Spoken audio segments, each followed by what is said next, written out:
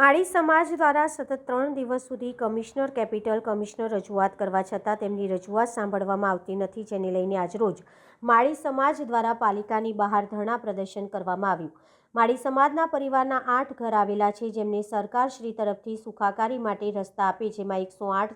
100 ટપાલ gas bottle, light bill જેવી સુવિધા માટે અવરજવર કરે છે અને સર્વે નંબર 402નું માપ કરીને રસ્તો આપે તે બાબતે આજરોજ મ્યુનિસિપલ કોર્પોરેશનમાં આવેદનપત્ર રજૂ કરવામાં આવ્યું। માળી સમાજનો પરિવાર છેલ્લા 4 પેઢીથી ઉપરના સમય રહે છે અને ગાયકવાડ સમયથી રસ્તો છે, જેમાં સર્વે નંબર 402માં ગાયકવાડી તરફથી વેચાણ વખતે રસ્તા પૈસા કાપી વેચાણ કરેલ છે અને એમના રસ્તા પર આવેલ છે જે બિલ્ડર દ્વારા કામગીરી ચાલુ કરી છે તે તાત્કાલિક બંધ કરવામાં આવે અને તપાસ કરવામાં આવે તેવી વિનંતી કરવામાં આવી હતી। અત્યારે અમે ટાઉન પ્લાનિંગ અધિકારીને મળવાયેલા, તમે જોઈ શકો છો, કેમેરાને બતાવીશ કે અમારી પાસે એક પરચી લીધી કે ભાઈ તમારે મળવું છે, એટલે મળવા માટે અમે પરચી ફાડીને ઉપર ટાઉન પ્લાનિંગ અધિકારીને મળવા ગયા। બહાર બેસી રહ્યા, ત્યાર પછી એવું કહેવામાં આવ્યું, અંદર જઈને પૂછવામાં આવ્યું સાહેબને કે આ લોકો રજૂઆત લઈને આવ્યા, તો કે અમને કોઈ રજૂઆત સાંભળવા નહીં આવે, એમને 5 વાગે બોલાવો। જો ખરેખર રજૂઆત ના સાંભળી હોય ને તો એમને ખરેખર પાવતી જ ના આપવી જોઈએ, કારણ કે અમે સતત 3 દિવસથી ફરી રહ્યા છે। નાના તમે જોઈ શકો છો કેમેરામને કે નાના બાળકો સ્કૂલ જઈ નહીં શકતા એવી બિલ્ડર દ્વારા તાનાશાહી અને એક અંગ્રેજો જેવી પરિસ્થિતિ એમને અપનાવી દીધી। જેમ જેમ એમને ખબર પડે છે કે આ લોકો રજૂઆતો જાય છે, એમ બિલ્ડર ઉશ્કેરાય છે। એ કહેવાતમાં આવે કે ભાઈ આજે તો એવી ધમકી આપવામાં આવી કે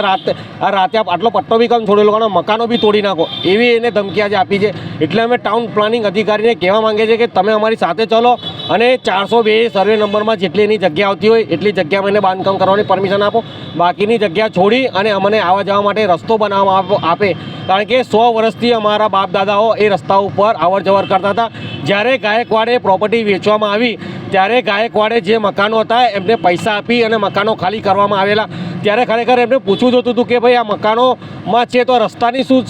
સ્ટેટસ છે। ખરેખર એ રસ્તાની સ્ટેટસ એમને જાણ્યા વગર જ એમને વિચારતું લઈ લીધું। અત્યારે એ જ સમસ્યા છે, કારણ કે અત્યારે અમે રોડની રજૂઆત લઈને આવ્યા છીએ અને કાશવીસના તળાવની અંદર જે અમારા ઘરોમાં 4-4 ફૂટ જે પાણી ભરાઈ ગયા છે, દિવાલો તૂટી ગઈ છે અને ઘરોમાં જે નુકસાન થયું છે એ નુકસાન પેટે અમે ટાઉન પ્લાનિંગ અધિકારીઓને એ સસ્પેન્ડ કરવા અને ખાતાકીય તપાસ કરવા માંગીએ છીએ।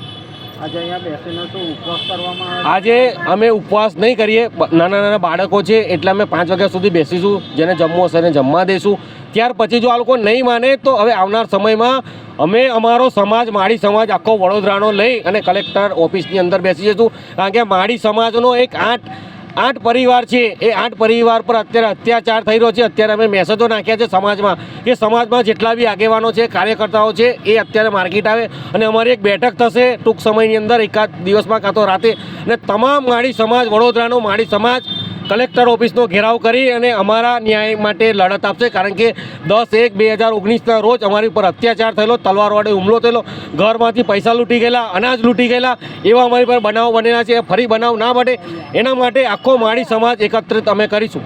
અને અમારી એક જ માંગ છે કે અમને